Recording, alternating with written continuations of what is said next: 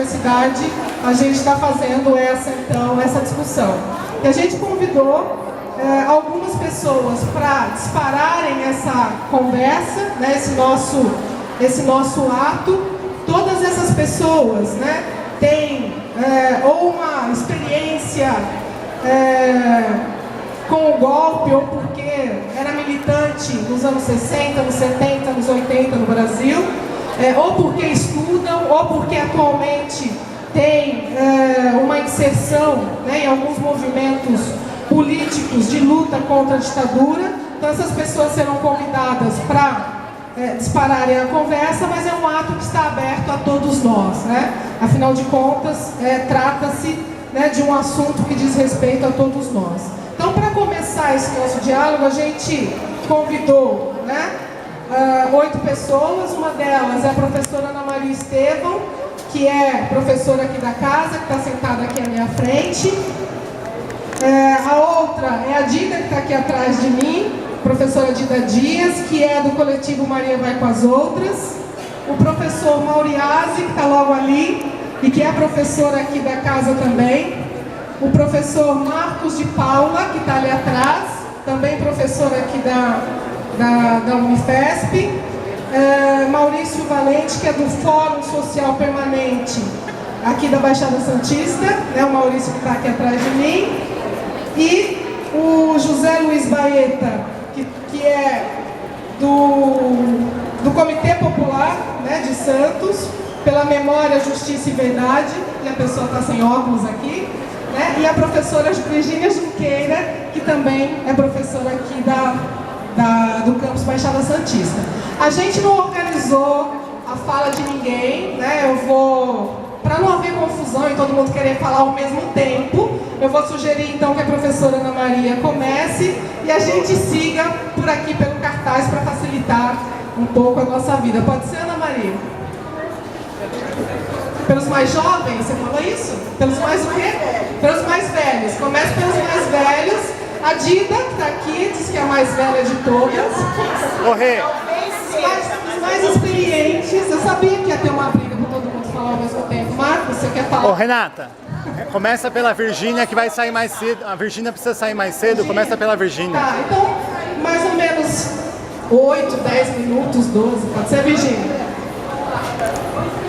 Gente, eu tô brincando, né? Eu devo ser a mais velha aqui, viu? Ô, Dida, não vem não, viu? Eu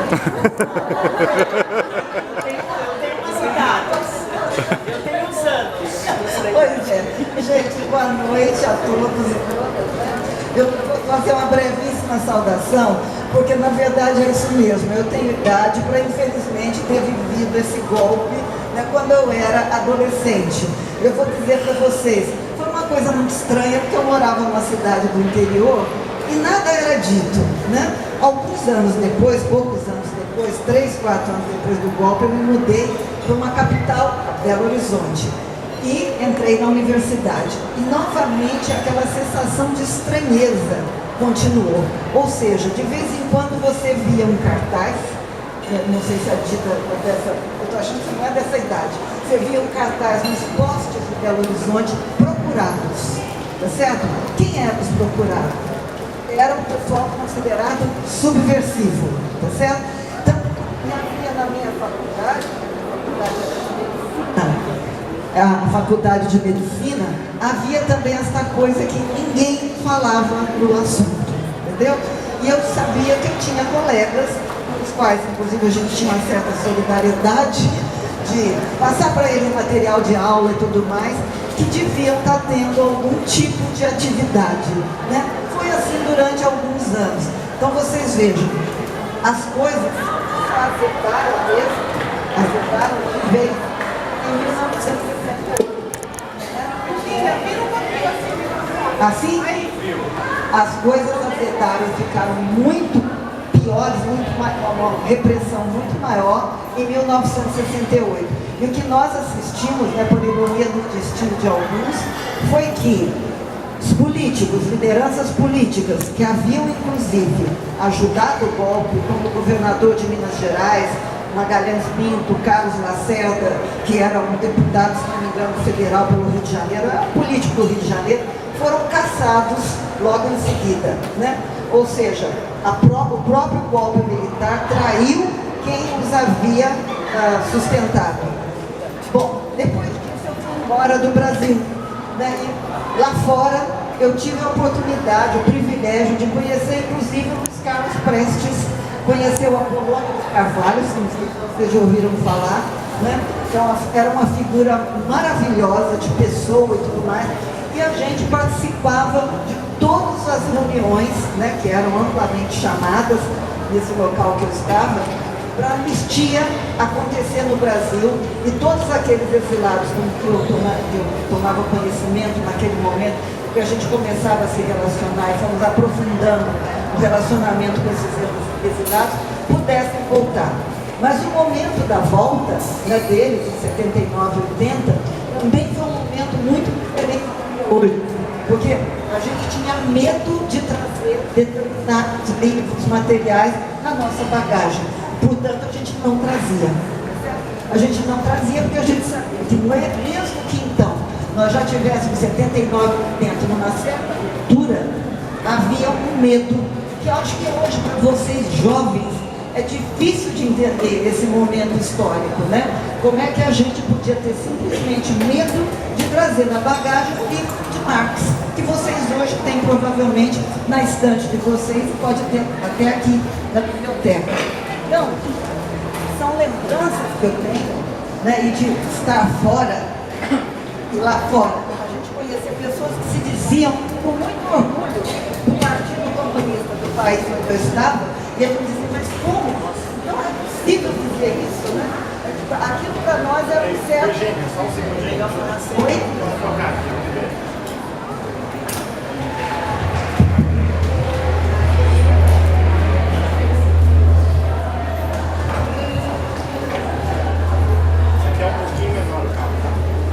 Então, como a gente ficava surpreso, né, pela repressão vivida aqui no Brasil, de encontrar pessoas que se diziam orgulhosamente, eu sou do Partido Comunista, certo? Aquilo para nós, e a gente poder ir em manifestação. Quantas manifestações nós somos, porque os franceses adoram se manifestar, vocês veem que até hoje isso é verdade, né? A gente poder ir em manifestação de todos os tipos, tá certo? Claro que lá também tem repressão, vocês veem hoje como é que é, mas antes tinha menos, e como é que aquilo para nós era uma tremenda de uma novidade, né? Nós que estávamos acostumados com uma total falta de liberdade aqui no Brasil.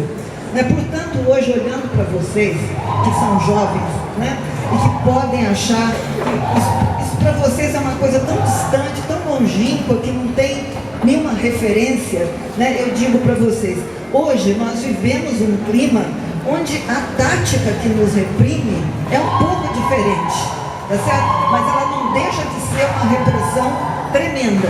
Quando a gente discute que a Seguridade Social está sendo ameaçada de ser retirada da Constituição brasileira e passar para leis ordinárias que podem mudar a qualquer momento com o Congresso, nós estamos vivendo sim uma forma de repressão àquilo que é direito do povo. Portanto, o que eu digo para vocês é que se nós vivemos uma repressão feroz, brutal, onde as pessoas que a gente conhecia desapareciam, tá certo? Onde havia ameaça pela polícia, a qualquer momento de invasão das faculdades, né? E houve muitos casos, e retirada de estudantes de sala de aula, que inclusive desapareciam em seguida, nunca mais se ouvia falar de estudantes e professores, tá certo? Sem falar na população em geral. Hoje nós temos outra forma de repressão, a qual é preciso também dar uma resposta, tá certo? E é preciso que essa discussão, gente, de que a ditadura não pode voltar, que nós temos que defender nossa liberdade, seja parte das nossas conversas com as pessoas que nos cercam todos os dias, cotidianamente, porque nós não podemos mais viver aquele pesadelo que vivemos então. Já chega o que nós temos hoje e já chega o que nós temos que enfrentar, né? Não se pode de forma nenhuma abrir mão disso, dessa nossa luta. Portanto, essa minha saudação para vocês, né? De uma pessoa que já está lá, eu já estou lá na reta final da minha vida, da esperança que eu tenho, que vocês continuem essa luta, tá certo? que quando os mais velhos não estiverem mais aqui, nós ainda estejamos presentes, ainda nas ações e nos atos que eu tenho certeza vocês se comprometem a levar para que a gente defenda a nossa liberdade, defenda os direitos do nosso povo. Muito obrigada.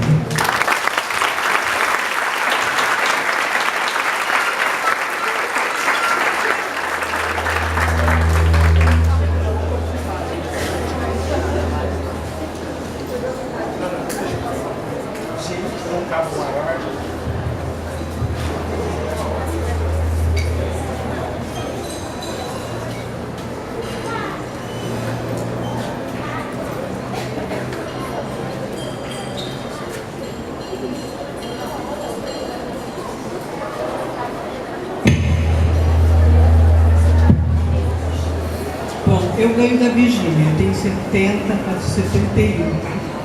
Em setembro. Então eu era um pouco mais velha quando teve o golpe civil-militar, né? A gente fala golpe militar, mas é bom lembrar que em 1º de abril de 1964 o golpe não foi só militares. Os militares fizeram o golpe a serviço de alguém, principalmente da burguesia empresarial desse país. Como foi colocado no convite, eu fui presa política 3 vezes. Eu fui em 70, fiquei de julho de 70 até março de 71. Depois eu fui de novo em 72, depois eu fui de novo em 73. Tenho, assim, eu digo isso com muito orgulho, né? Porque, orgulho mesmo. Eu acho que a minha geração, quem não se colocou para as pessoas têm a minha idade, que não se colocou na luta, até hoje traz essa consciência infeliz, né, de não ter lutado para chegar até as parcas liberdades que nós conquistamos depois da Constituição de 88 e também antes com a anistia. O que eu estou querendo colocar é que o fato de eu ter sido presa política não é assim tão importante se a gente pensar do ponto de vista pessoal. É uma pessoa só, mas o importante é que foi todo um coletivo, toda uma geração que começa a ser perseguida em 1964, né? De operários, de líderes sindicais. Primeiro a repressão foi para cima desses grupos. Fechou os sindicatos, fechou os movimentos sociais, colocou interventores em todos os sindicatos, os famosos peleiros, desapareceu com várias lideranças camponesas, e isso foi crescendo até 13 de dezembro de 1968, quando tem o ato institucional número 5, que aí vem para calar a boca de todos os outros remanescentes, né, que sobraram do processo de repressão, de terror de Estado, né, que é assim que a gente chama, o terrorismo de Estado, e que ainda não tinham sido devidamente punidos, né, ou calados pelo sistema. E aí era principalmente o movimento estudantil, né? Eu tenho orgulho de ter estado naquela famosa comemoração mesmo, do 1º de maio de 1968, na Praça da Sé, em que o governador e todos os grandes figuras políticas da época estavam presentes, o governador Abel Sodré. Mas tinha todos os outros movimentos lá presentes, principalmente os movimentos operários, e alguém deu uma pedrada na cabeça do governador e ele teve que sair do palanque. Não fui eu, tá? E ele teve que sair do palanque e as lideranças que estavam naquele momento assumiram a direção do movimento e teve uma grandíssima manifestação no 1º de maio de 68.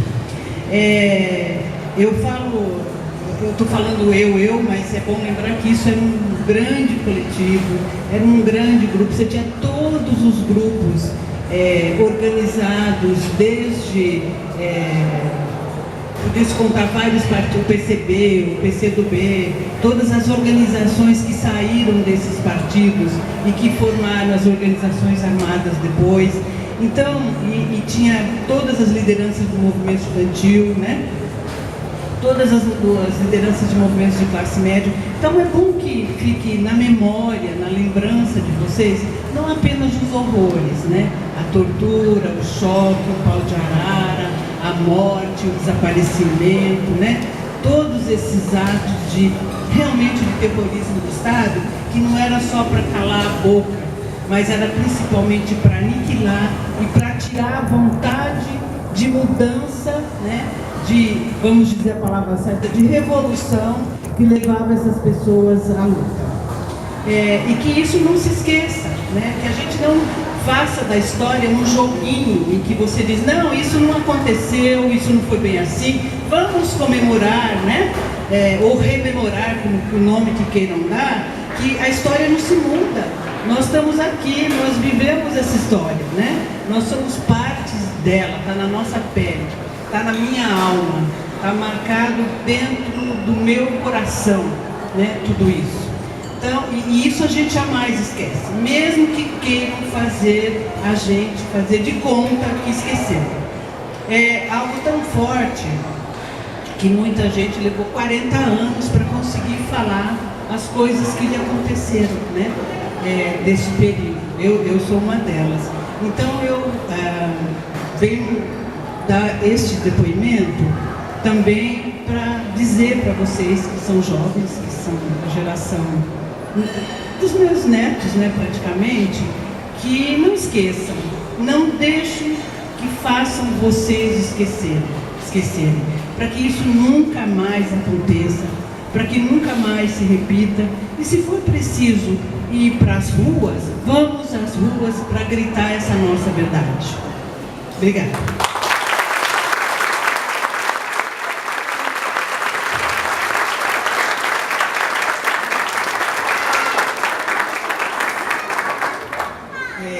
Respeito muito as duas. Eu não vivi nessa época, né?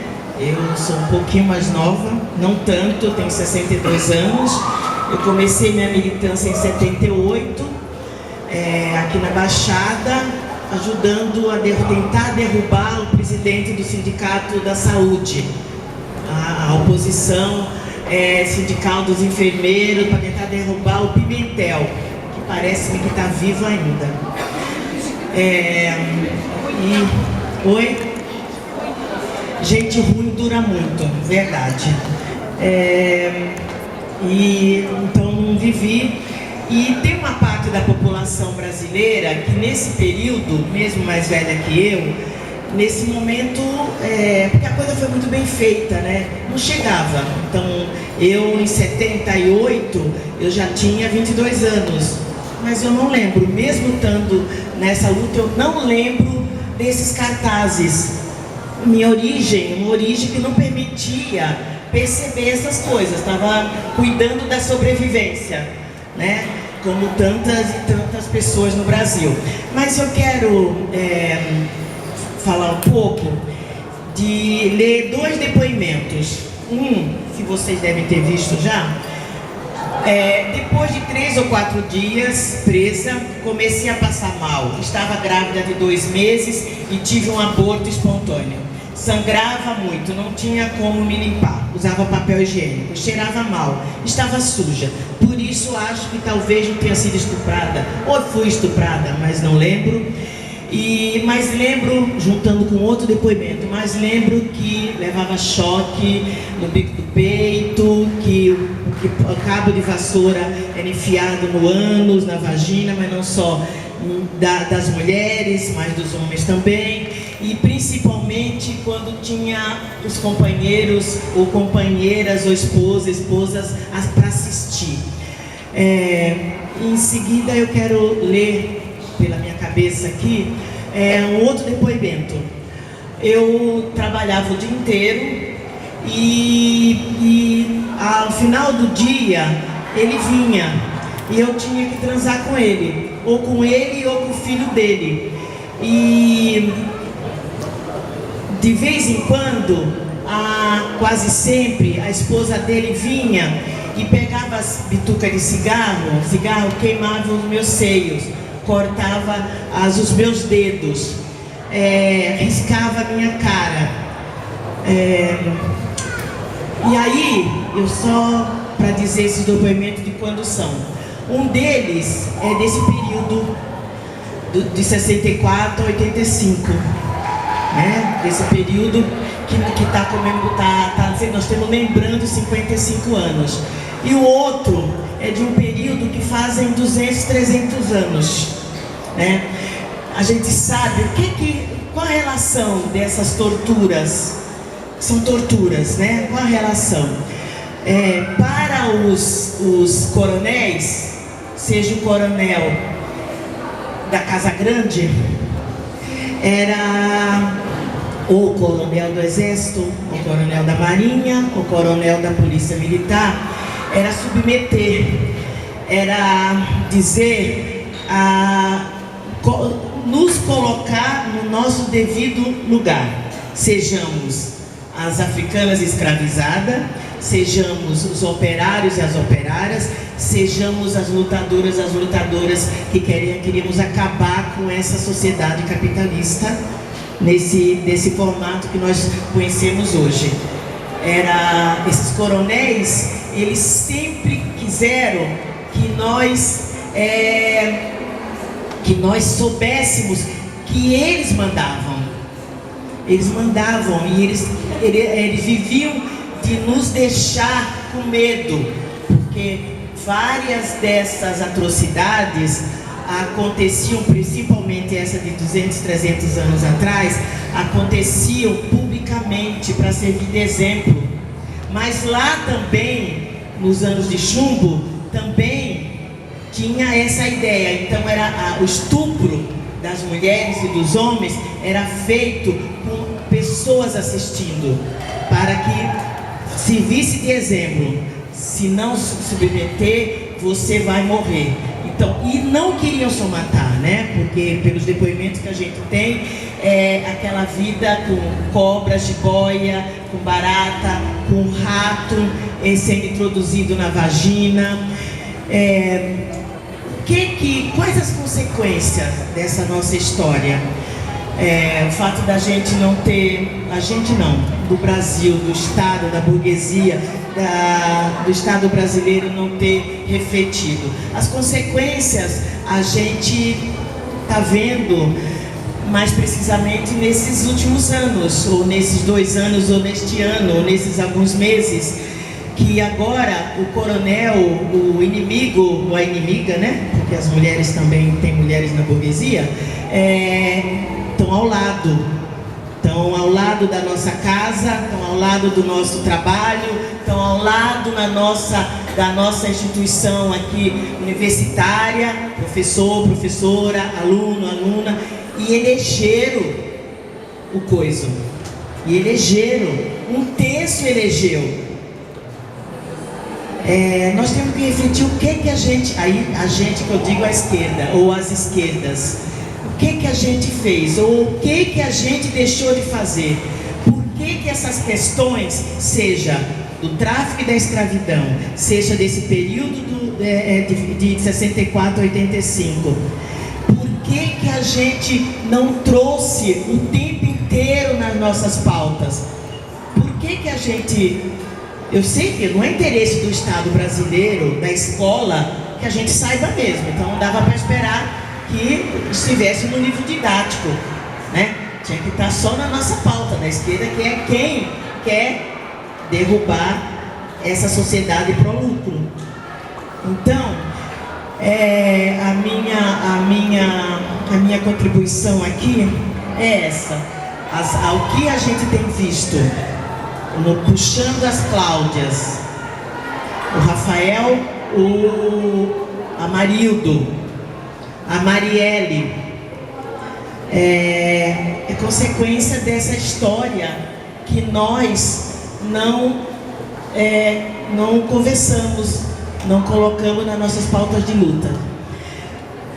Oswaldão, Helenira Rezende,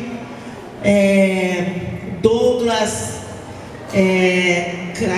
Krenak, Marielle, presentes. Presente.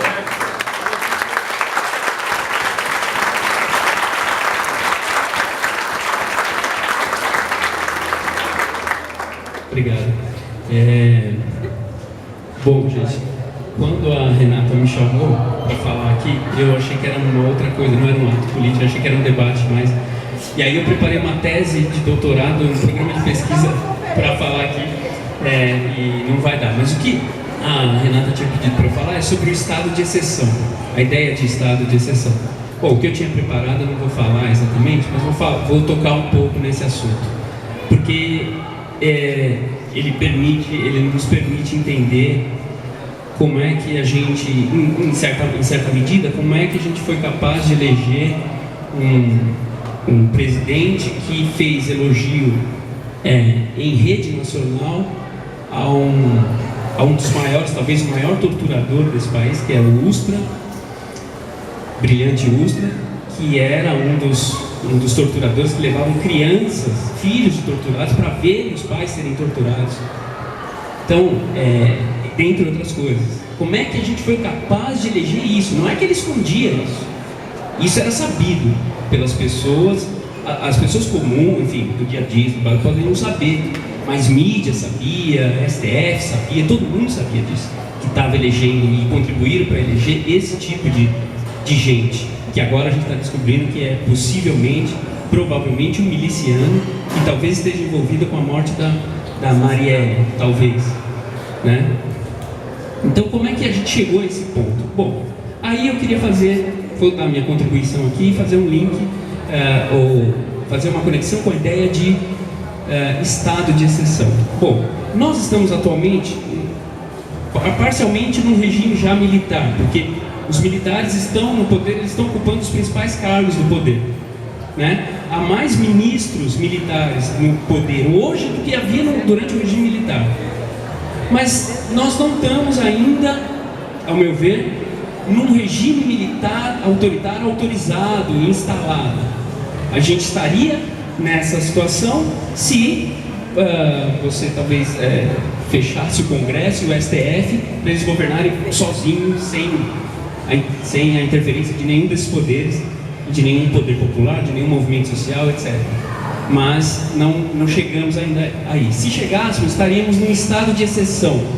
A gente vive momentos de estado de exceção, muitos de nós aqui sabemos disso. Por exemplo, quando a polícia vai em um certo lugar, aqui em São Paulo, em Osasco, Guarulhos, mata jovens, executa jovens, não é confronto para se defender, executa jovens. Isso é um momento de estado de exceção, porque o policial atua para além da lei. O ordenamento jurídico não permite que ele faça essa execução, mas ele faz mesmo assim. Isso é estado de exceção, né? Agora, você pode instaurar um estado de exceção completo, ou então tentar, inclusive, institucionalizar o estado de exceção. Por exemplo, no projeto de segurança do Sérgio Moro, esse grande juiz, herói nacional, ele tenta institucionalizar a exceção, na medida em que o projeto dele prevê que você possa, parece um paradoxo isso, mas que você possa dar meio que carta branca ou facilitar com que o policial mate sem ser julgado depois, sem precisar ser julgado, sem cometer crime. E a ideia de estado de exceção então passa por aí. Bom, eu ia falar de Agamben, eu ia falar de Hegel, que a ideia de estado de exceção, embora ele não dê esse nome, já está lá na Filosofia do Direito do Hegel, parágrafo 278, está lá, vocês podem ler, e leiam a crítica do Marx, que ele faz em seguida, no livro Crítica da Filosofia do Direito de Hegel, já está lá. Eu não vou falar disso, eu queria só abordar o seguinte: há um aspecto teológico-político na ideia de estado de exceção que é muito presente, ao meu ver, é muito presente na nossa sociedade brasileira atual. Que aspecto é esse? Mesmo o pessoal da esquerda, mesmo nós da esquerda, hoje em dia, quando a gente trabalha em estado de exceção, a gente costuma lembrar e costuma até ler um livro do teórico do nazismo, que é o Carl Schmitt. O Carl Schmitt foi um teórico, ele era cristão, católico, ele escreveu alguns livros, dentre eles um livro chamado Teologia Política, e lá ele defende a ideia de estado de exceção. A esquerda, quando recupera a ideia de estado de exceção, vai fazer a crítica do estado de exceção, certo? Claro. Mas ele fala uma ideia interessante. O que é o estado de exceção? É o poder soberano, digamos, representado na figura do presidente, ele pode atuar, não é nem que ele pode atuar acima da Constituição, para além da Constituição e acima das leis. Não é isso que ele diz. O que ele diz é, ele deve atuar assim, porque é assim que o poder soberano mostra a sua essência. A essência do poder soberano é ele poder atuar para além das leis, não respeitar as leis. Isso é pro Carl Schmitt, e também vai ser pro Agamben, que é um autor mais à esquerda que vai ir para o outro lado. Isso para ele revela a essência do poder. O poder soberano é isso.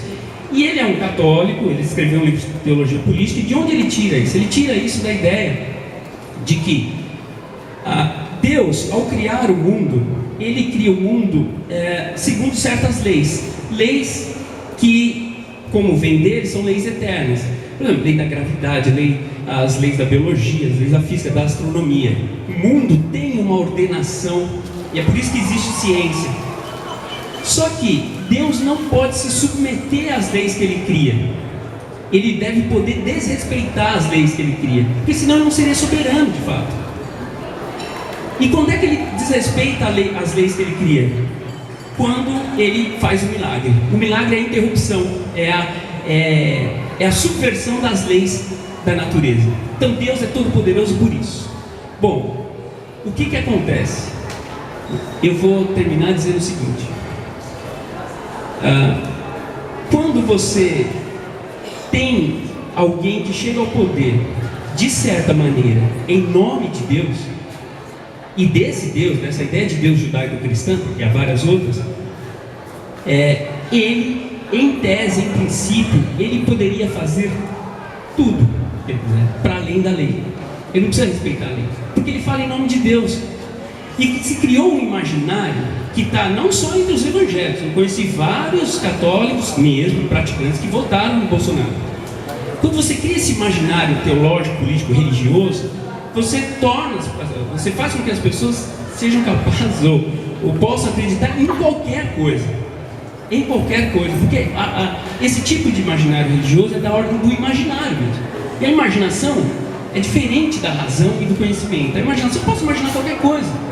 Como eu disse outro dia para os meus alunos, eu posso imaginar que existe uma madeira de piroca. Posso, não tem problema. Eu posso imaginar qualquer coisa. Então, eu termino dizendo o seguinte: dentre os vídeos que saíram durante a campanha, há um vídeo do pastor Malafaia, que ele está abraçado com o Bolsonaro, e ele diz o seguinte: Deus escolhe os piores, por isso ele escolheu você. Entende? Então eu posso acreditar nisso. Não tem problema, porque todo mundo sabe que ele é ruim mesmo, que ele é terrível, é tosco, enfim. Mas Deus escolhe os piores. Então vamos votar nele. Teve um grande...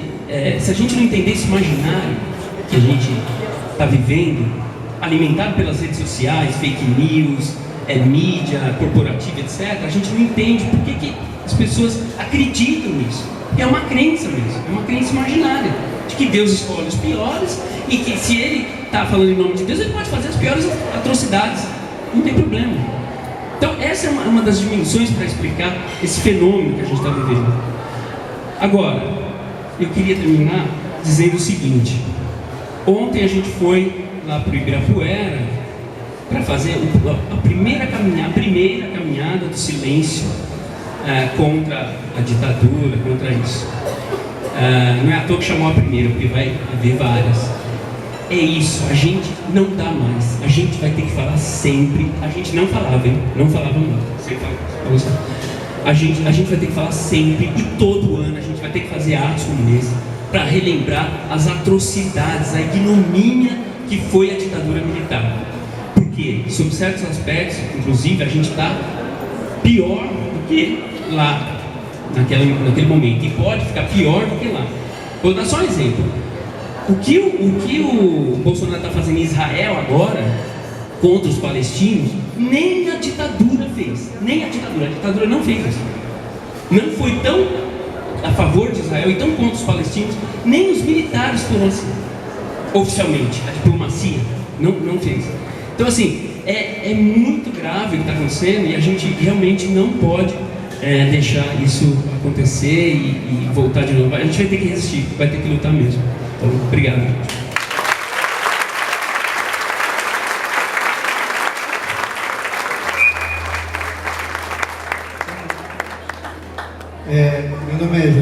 Baeta, pertenço ao Comitê Popular de Santos por Memória, Verdade e Justiça, e quero agradecer ao Fabrício, ao Centro de Educação e Direitos Humanos da Unifesp, por ter dado essa oportunidade do comitê participar de uma atividade tão importante diante da gravidade dos momentos políticos que o Brasil, o nosso país, vem passando.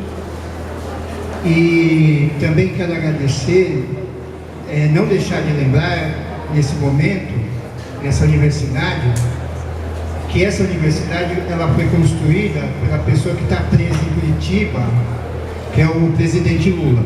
Então, eu tenho procurado sempre lembrar que a prisão do presidente Lula ela é arbitrária, e um dos motivos da eleição do Bolsonaro foi porque o presidente Lula não concorreu. Então, eu falo Lula livre. Então, esse eu estou querendo começar com esse momento.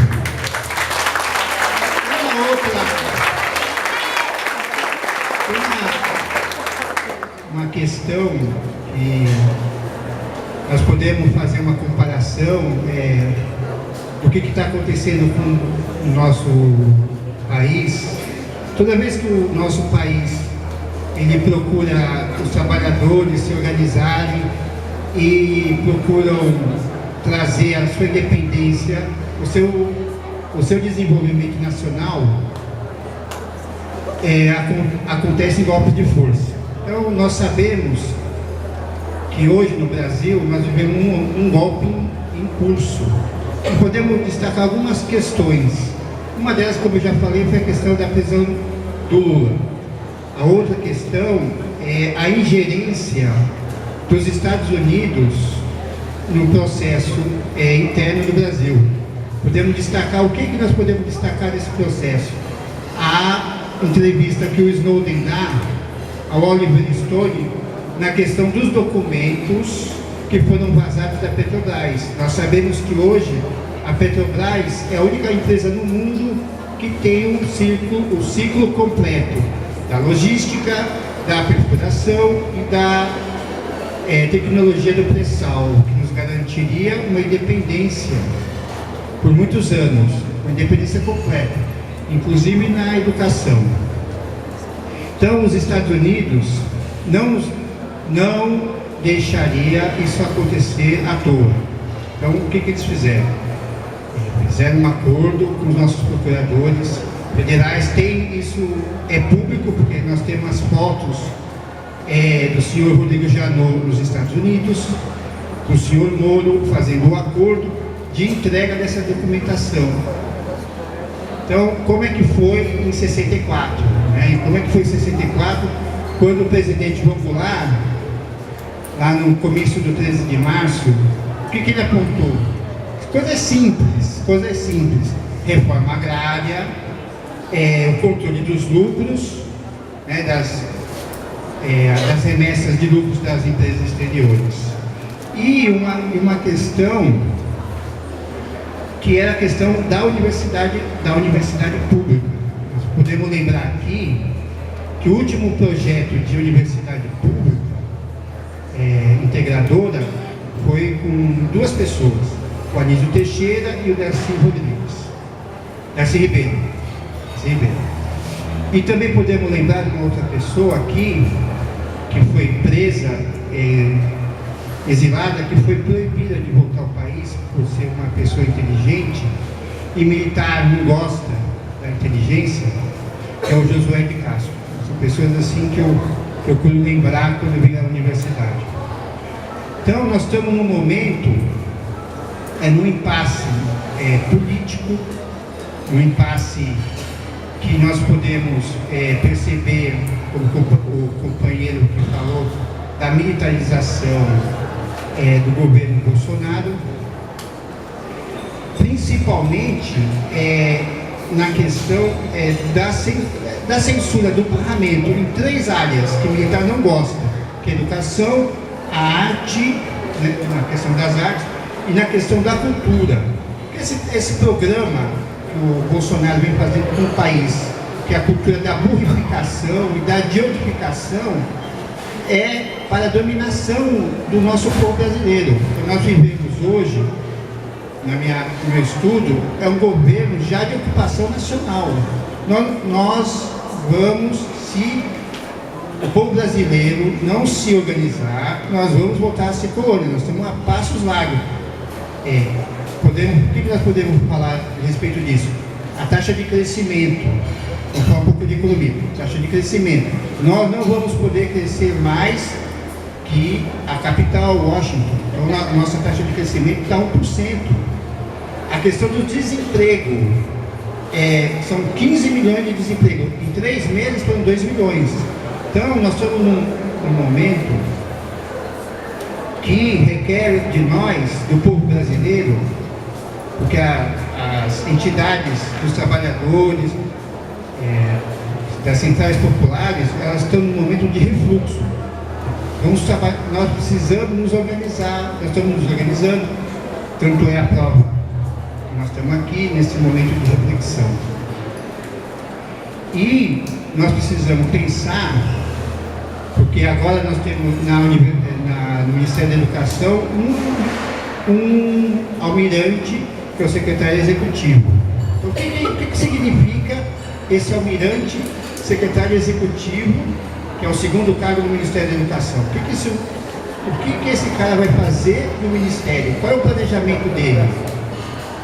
Então, são alguns elementos que eu vim trazer que a gente possa fazer uma reflexão coletiva. Porque esse momento, ele requer, como é um momento de cerco, a nossa independência, a nossa emancipação, ao ataque aos minérios, a nossos minerais, às águas, ao petróleo, a nossa cultura.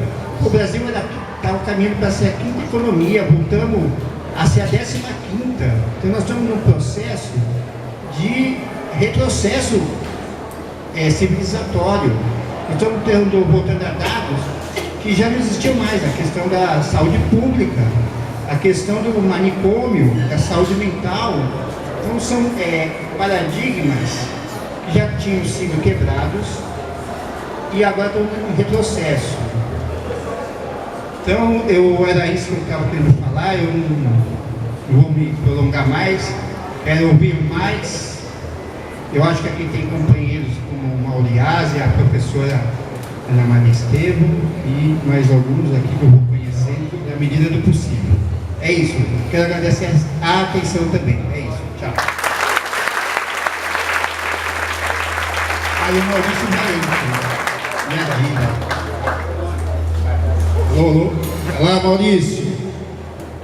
Boa noite a todos os companheiros também. Eu sou do Fórum Social Permanente da Baixada Santista, membro, e gostaria também de agradecer essa oportunidade, o espaço de conversar com vocês sobre essa questão da ditadura, né? Eu comentei com o professor Mauriase, o esquema aqui é simples. Você abre e dá um panorama total, a gente depois coloca algumas questões, você fecha e responde totalmente as perguntas. Então é o professor que vai dar esse cenário mais extenso do período. Eu acho que, com relação a esse período, primeiro me apresento melhor. Meu nome é Maurício Valente Souto de Castro, eu sou sociólogo, sou funcionário público como sociólogo da prefeitura, embora eu tenha mestrado na Federal de Santa Catarina, uma orientadora minha, uma das orientadoras, vaticinou: Maurício, você nunca vai ser um acadêmico, você vai ser um eterno militante, e ela acertou. Eu sou mais militante do que um acadêmico, né? Eu sou um anistiado político. Eu não concordo muito com esse termo anistiado, vou explicar por quê. No Rio de Janeiro eu atuava no movimento secundarista e bancário. Eu era bancário desde 17 anos, eu era do Banco Bamerinos e tive umas 7 entradas no DOPS, umas com mais tempo, outras com menos tempo. E fui preso como estudante secundarista. Eu era do movimento Alicerce da Juventude Socialista, que era um braço no movimento estudantil da Organização de Convergência Socialista. Eu militei 11 anos na Convergência Socialista, né? E como bancário, eu também estava na campanha pela chapa do Ciro Garcia, que era um companheiro da Convergência Socialista, que disputava a direção dos bancários. Bom, e a primeira entrada que eu tive no DOPS, só para vocês terem uma ideia, eu estou mais para contextualizar, é um depoimento também, para explicar como práticas simples, democráticas, que cada um de vocês tem todo o direito, né, já estão fazendo há algum tempo e eram criminalizadas, eram terrivelmente criminalizadas. Eu estava convocando, a primeira entrada, eu estava convocando um 1º de maio, pregando cartaz nas escolas, eu pulava muro das escolas para vender o jornal da Licença da Juventude Socialista, e um carro passou, um carro apaisano, Opala preto, eu ainda pressenti, falei, pode ser que ele volte, e dito e feito, ele deu a ré, e já desceram com metralhadora na mão, com revólver na mão, revólver na cabeça, e eu e os companheiros e as companheiras fomos colocados no carro, no chão do carro, né, com a perna dos caras em cima, e fomos parar na Rua da Relação do Rio de Janeiro, que era o DOPS. Isso foi a primeira entrada. Eu não tinha vivido essa experiência ainda, né, de medo, de terror. Eu tinha 17 anos, muito consciente da minha responsabilidade histórica, da revolução que estávamos fazendo, a ditadura estava caindo, e na nossa cabeça, junto com a ditadura, caiu o capitalismo também, e a gente ia construir um mundo socialista. Então imagine a força e a arrogância com que eu entrei naquela sala do delegado do DOPS. E quando ele falou, muito bem, você começa o seu depoimento, eu quero saber os detalhes de onde você é, quem é você. Eu falei, eu não vou prestar depoimento, eu só peço depoimento com a presença de um advogado. E a porradaria começou aí. Ele me deu um soco, me deu um tapa na mesa, um berro, e eu fiquei tremendo todo, apavorado, completamente apavorado, né? O pavor, na verdade, começou com um grito dele, foi um susto que eu tomei, e na sequência começou a surra, e eu parei de tremer quando eu levei o primeiro soco. Então o choque de um jovem de 17 anos, achando que está cumprindo uma missão histórica, estava cumprindo uma missão, né, política e tal, e recebe esse tipo de coisa. Numa outra entrada, também não vou contar toda, eu tive a oportunidade de conhecer, eu não fui apresentado formalmente, mas tive a oportunidade de conhecer, eu fiquei em pé num banco, num pátio interno da Rua da Relação, lá no DOPS, e fiquei em pé, o cara só mandou eu ficar em pé a noite toda, e durante a noite que eu percebi que havia uma jiboia deitada, solenemente deitada, devia estar devidamente alimentada. Disseram que ela estava se aposentando ali na Rua da Relação no DOPS. Ela já tinha cumprido tarefas na UBAN, já tinha cumprido tarefas em outros lugares, e disseram que ela estava se aposentando ali. Mas já estava quase amanhecendo quando eu vi essa jiboia, não deu tempo de ter muito pavor não, porque eu já tinha passado por todo o medo. Então, só para vocês terem uma ideia, Suplicy e o Ciro Garcia, o Suplicy novinho, que foi me tirar do DOPS, né? Muito bem. Portanto, eu comecei o movimento, claro, aí foi uma das primeiras ações como militante organizado.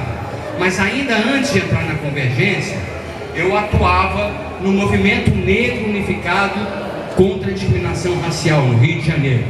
E militei aí até que um companheiro perguntou, escuta, você não é negro, o que você está fazendo aqui? Não voltei mais, fiquei com vergonha e comecei a atuar no Centro Brasileiro, Comitê Brasileiro pela Anistia, que foi criado em 79. A minha atuação começou em 76, 77, né?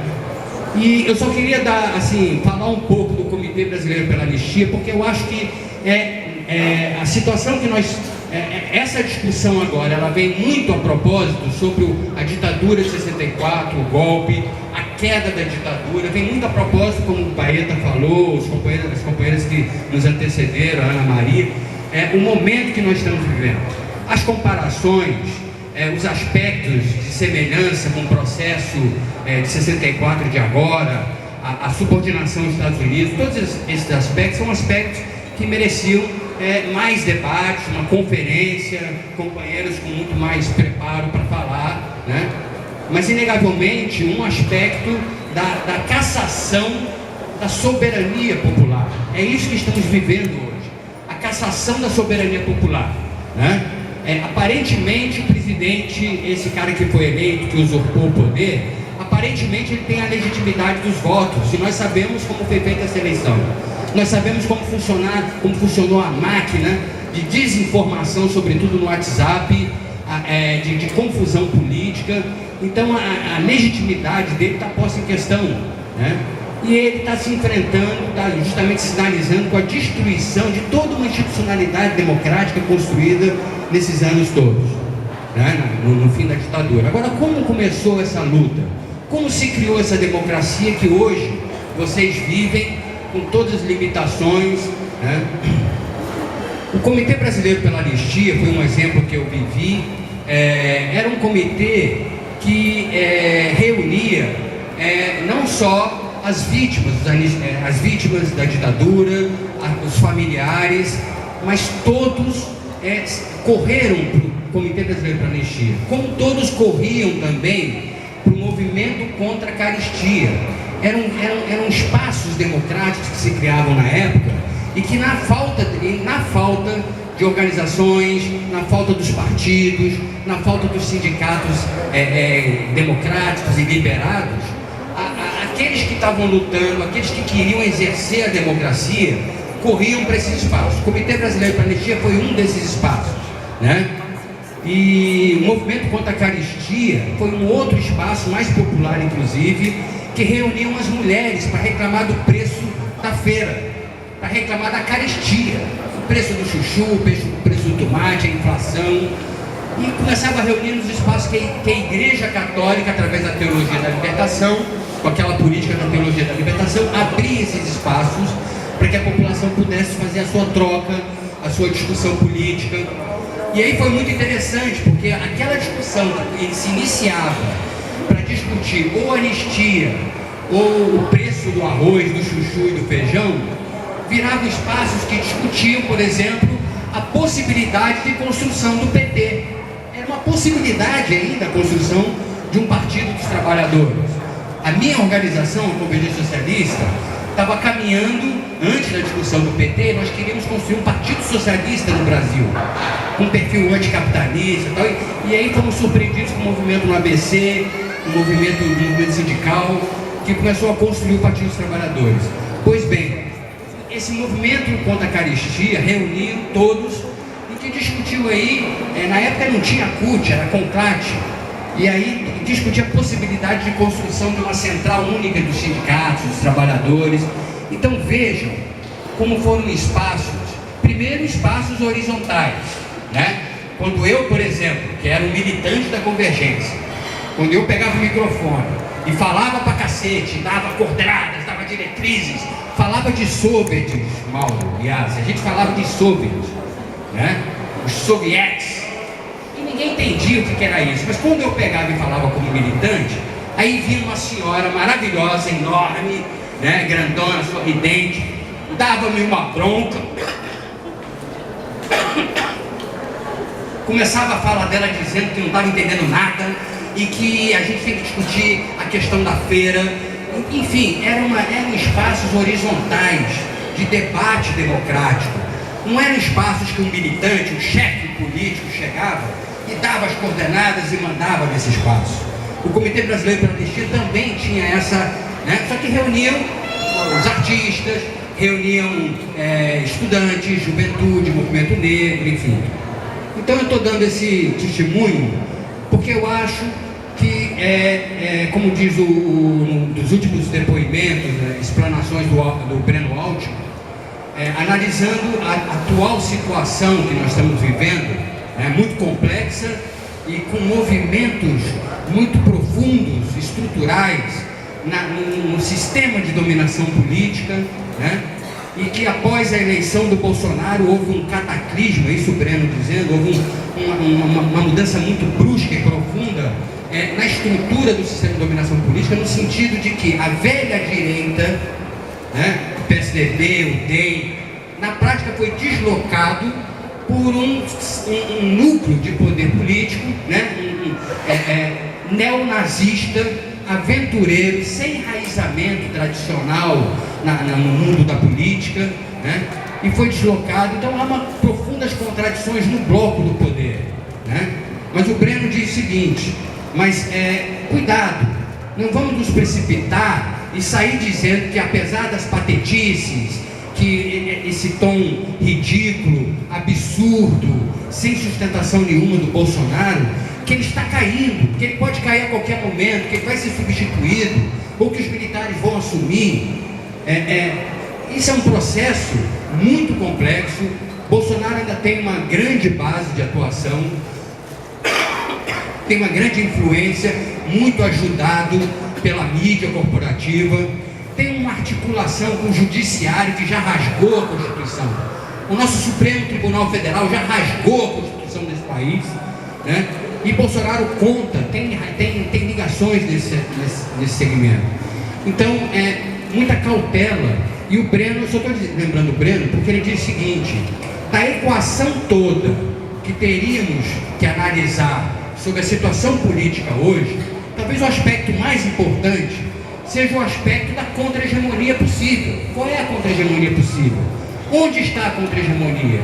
Os movimentos sociais todos estão falando, vamos para as ruas. Como ir para as ruas? Qual o sentido hoje, a natureza desse ascenso? A natureza da nossa resistência hoje? Então eu estou colocando essa questão ao lado desse depoimento da época do Comitê Brasileiro pela Anistia, do movimento contra a caristia, porque eu acho que se há um aspecto que devemos nos debruçar mais imediatamente, com mais urgência, é justamente esse aspecto da nossa organização social. Temos que retomar o processo de organização nuclear, de formiguinha. O Lula, na última visita que o Amorim do MST fez para ele disse: olha, o trabalho político agora é olho no olho, corpo a corpo, é organização nas ruas, nas casas, porque nós vivemos todo um período que é compreensível. Nós construímos uma forte institucionalidade, fortes aparatos democráticos, um partido em que tese todos os ataques do Partido dos Trabalhadores tem 2 milhões de filiados e cresceu no último período, em pleno ataque. Apesar disso, nós não conseguimos dar o tom, nós não conseguimos impedir o impeachment da Dilma, nós não conseguimos impedir que Bolsonaro fizesse essa eleição fraudada, nós não conseguimos impedir que hoje ele esteja defendendo a ditadura e não esteja na cadeia, que esse é o lugar dele, né? Então, por que nós não conseguimos? Há um problema de desconexão dos nossos aparatos, desconexão das nossas organizações, dos nossos sindicatos, em relação ao movimento social, em relação ao homem comum, ao trabalhador. Muitos apoiadores do Lula migraram e votaram no Bolsonaro. Claro, uma grande confusão política, mas não é só confusão política. Há um descaso dos nossos governos, há um descaso das nossas organizações, dos nossos sindicatos. Houve um descaso, houve um processo de burocratização dessas organizações. Cada sindicato que a gente entrava nesse último período, parecia que a gente estava entrando na antessala do ministro. Isso é um sindicato. Então, houve um processo de afastamento que eu acho que aquela velha experiência dos comitês contra a caristia, né? Aquela velha experiência do Comitê Brasileiro pela Anistia, são experiências que devem ser resgatadas. É uma experiência que deve ser resgatada. Hoje nós estamos na contingência como anistiados políticos. Eu digo que eu não concordo muito com esse termo anistiado, né? Porque hoje o conceito de anistia, na verdade eu defendo a reparação para aqueles que foram violentados, violados nos seus direitos na ditadura, né? Mas eu não concordo que um governo possa me anistiar de um crime que eu não tenho consciência de ter cometido. Eu não acho que eu tenho cometido crime na medida que eu me sublevei, como outros companheiros se sublevaram, né, contra a opressão. Isso está na Declaração dos Direitos Humanos, o direito de sublevação quando a opressão se instala, quando o estado de exceção se instala, quando a usurpação do poder se instala. Então essa é a nossa condição, né? Estamos hoje organizados na plenária paulista, em defesa da anistia, a Comissão Nacional de Mortos Desaparecidos de São Paulo. Aqui tem o Comitê Brasileiro, o Comitê Popular pela Memória, Verdade e Justiça, coordenado pelo Baeta e outros companheiros. Então nós chamamos vocês primeiro a continuar essa conversa, esse debate. Tirar da gaveta essa bandeira e comemorar né, segundo as suas palavras, da forma devida, né, o golpe de 64. De certa forma, nós estamos obedecendo ao presidente, estamos aqui relembrando o golpe de uma forma devida, como ele deve ser lembrado, como um golpe. Agora, a pergunta é: por que da manipulação grosseira desse fato político? Por que da necessidade agora de recuperar essa manipulação grosseira? Porque, de certa forma, vai na contramão de uma estratégia que o núcleo militar que deu o golpe implementou no final da ditadura e na passagem para esse processo que chamamos de democratização. Golbery Couto Silva, na Escola Superior de Guerra, traçou uma estratégia. E a estratégia não era esconder o golpe, não era esconder seu caráter de golpe e manter aquela cortina ideológica, aquele discurso falacioso sobre o qual se escondiam os verdadeiros interesses do golpe, né? A estratégia do Golbery é: abre os arquivos, abre os armários, deixa os corpos aparecerem, vai ser um trauma, mas as pessoas depois vão esquecer e tudo vai passar. No fundo, a estratégia constituía inteligentemente da seguinte forma: deixa o povo viver a catarse da ditadura, e aí resolve. Eu estou convencido que isso cumpre o seguinte objetivo: esconder os verdadeiros protagonistas do golpe, apagar as pegadas, porque eles estão por aí e ainda seus interesses são poderosos. Hoje, quando a gente fala que não interessa apenas saber quem puxou o gatilho que matou Marielle, mas nós queremos saber quem mandou matar, por analogia nós diremos o seguinte: nós sabemos quem foi o executor do golpe de 64, mas os militares foram só serviçais eficientes executores de um golpe que não foi planejado nas câmaras de tortura, nem sequer nos quartéis, nem no alto comando.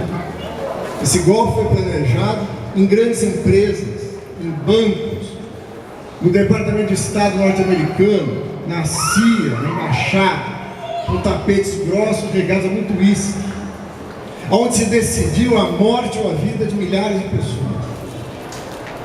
É isso que se queria apagar, esconder, botar para debaixo do tapete. É isso que ideologicamente significa chamar isso simplesmente de um golpe militar ou de uma ditadura militar, como se não passasse de uma quartelada a mais na América Latina. Não, esse é um golpe operado pelo grande capital, em aliança com o latifúndio, em aliança com as corporações, com os bancos, com o imperialismo, que usaram os militares que foram subservientes à vontade de interesses que não eram interesses nacionais, nem sequer interesses da própria corporação do Exército. Prova disso que muitos dos militares, conscientes do papel dos militares, foram perseguidos, expulsos, quando não mortos e torturados. Isso significa dizer que esse golpe teve um interesse, teve um sentido. O golpe, fundamentalmente, no tempo que nós temos, foi dado contra as reformas de base, um conjunto de medidas do governo Goulart para enfrentar alguns problemas estruturais no Brasil. É uma falácia apontar a reforma de base como um perigoso plano comunista da América Latina. É um plano de reformas, moderado, ainda que na ótica do Celso Furtado tocasse em pontos centrais e interessantes de serem desenvolvidos no plano de algumas reformas. Mas estava longe de ser um perigo comunista, como a lógica da Guerra Fria assim enquadrava. O golpe também é dado contra os movimentos sindicais, sociais, as lutas populares, que amadureceram naquele momento e que lutavam por salários, por condições de vida, que lutavam por reforma agrária.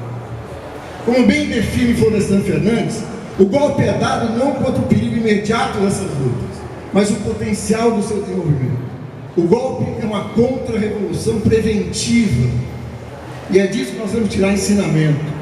As classes dominantes do Brasil se antecipam, sabem se antecipar, não só contra os seus inimigos imediatos, mas contra aquilo que pode se desenvolver e ameaçar vagamente a sua ordem. Foi para isso que foi dado o golpe. Há pesquisas recentes que praticamente quintuplicam o número de presos no momento do golpe. Hoje as pesquisas falam alguma coisa em torno de 20 mil presos. É evidente que o PCB tinha um protagonismo nas lutas antes de 64. Mas seria ilusório achar que o golpe é dado contra um partido ou uma força política. Ele foi dado contra a classe trabalhadora. Certo, vários membros do PCB da direção nacional do Comitê Central foram presos, estão na lista dos desaparecidos. Mas também queremos listar aqui os 8.300 índios mortos pela ditadura. E eles não eram, o que me consta, filiados ao Partido Comunista. As pessoas na periferia que saíam num ato de panfletagem e que jamais voltaram para casa. A gente pode lembrar o nome de algumas pessoas, mas é injusto, porque significa calar sobre nomes de muitas outras pessoas. Ronaldo do Nascimento Furtado, qual foi seu crime? Por que ela foi morta? Manuel Fiel Filho foi morto porque distribuía um folheto do 1º de maio. Né?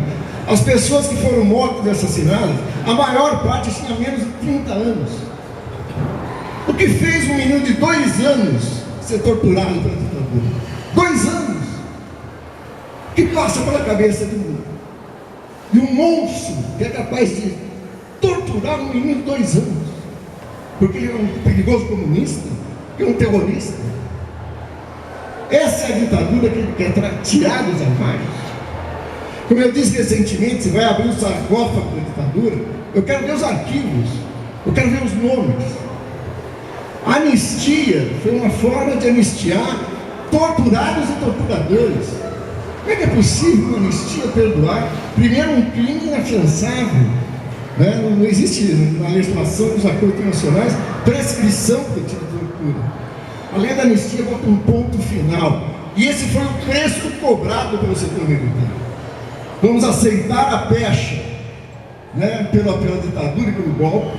Assumimos, diante do compromisso, de uma pedra, de um ponto final, que inclusive no período democrático tutelou a Comissão da Verdade, impediu que ela fosse até o fim. Até hoje os arquivos não foram abertos. É isso que se quer que se esqueça. O translocado na Presidência da República, o presidente miliciano, ele dá tiro no pé também. Por que ele agora resolve trazer isso? Para fazer uma grava aos militares?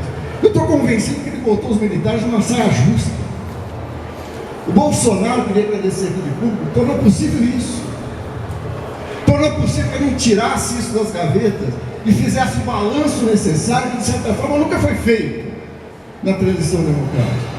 Para que a gente possa ver aqui, agora, julgados aqueles que tiveram responsabilidade direta nos crimes, mas também aqueles que se esconderam atrás desses crimes e lucraram com ele, que estão nos bancos, que estão em embaixadas, que estão nos maiores postos da República, e muitos se aposentaram regiamente, morreram velhinhos, sem que tenham sido julgados da forma como seria justo que fosse. Quando o Bolsonaro faz isso agora, ele faz porque ele está perdido. Eu concordo que tem que ter cautela com a cronologia da queda, mas ele está cada vez mais atrapalhado naquilo que se propõe fazer. E resolveu manter o ritmo da campanha. Já que fez uma viagem, né? Fez uma peregrinação fascista, foi nos Estados Unidos, no Chile, no Israel. Ele não foi visitar Atiruno, porque não achou o túmulo, né? Mas ele vai fazer isso e traz resultados pífios. Ele mostra uma incompetência total em tocar as coisas. Então ele resolve compensar a atrapalhada geral que marca seus primeiros 100 dias de governo por uma tentativa mais propagandística.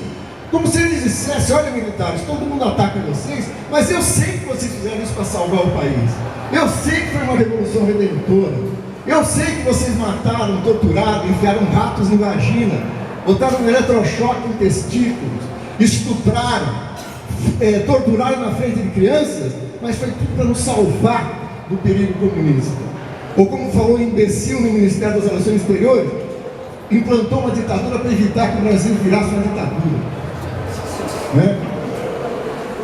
Ao falar isso, ele acha que está fazendo um gesto aos militares, mas coloca os militares num constrangimento enorme.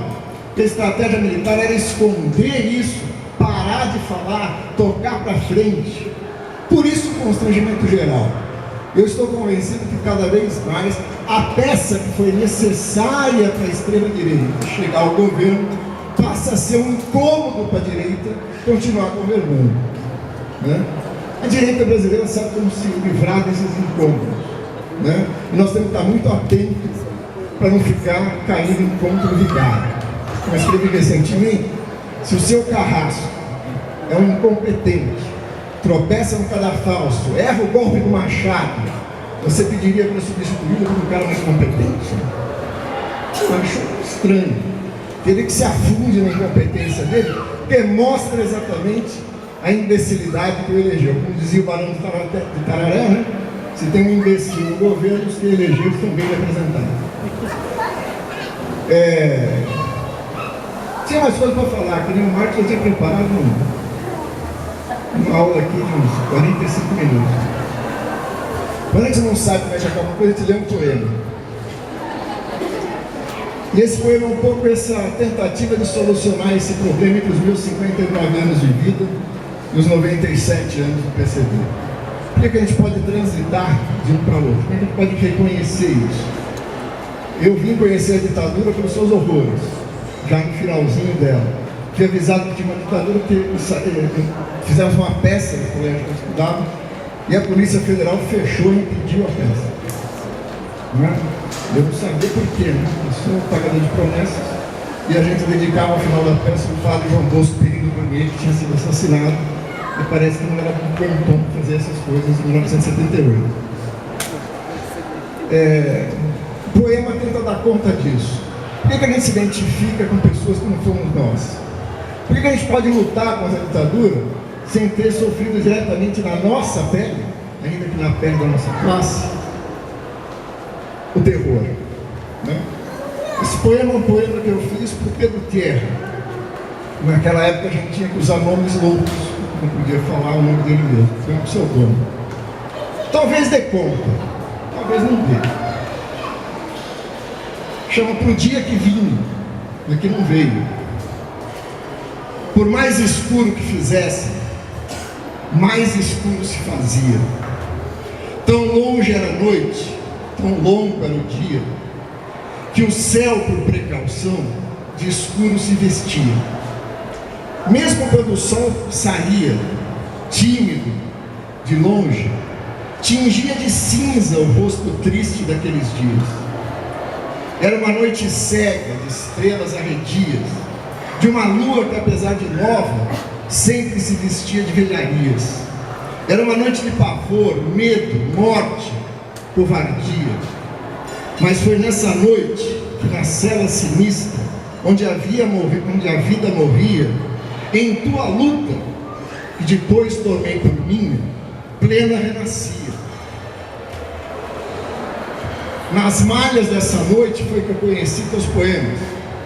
E minhas lágrimas rolaram por ti, porque vi que nos seus olhos estavam guardadas as minhas.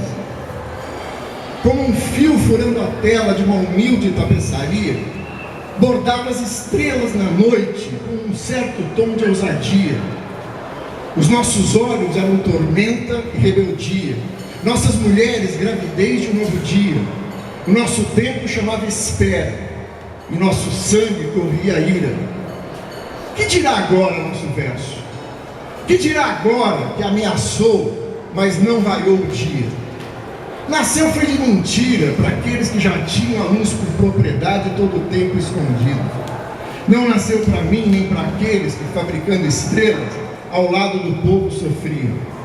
Ameaçou, mas não vaiou o dia, e logo ali vem a noite. Com cautela, guardo a raiva, vermelha como vinho, no cálice da espera. Destilarei sabedoria do fruto do dia que vinha, e nos lábios guardarei o beijo de uma manhã que já sentia luna. Muito obrigado.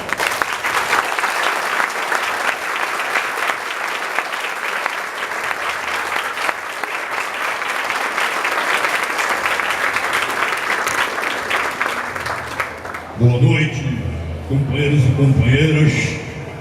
Meu nome é Maurício Moura, eu sou sindicalista da categoria petroleira do litoral paulista. E eu estou fazendo uma intervenção por causa da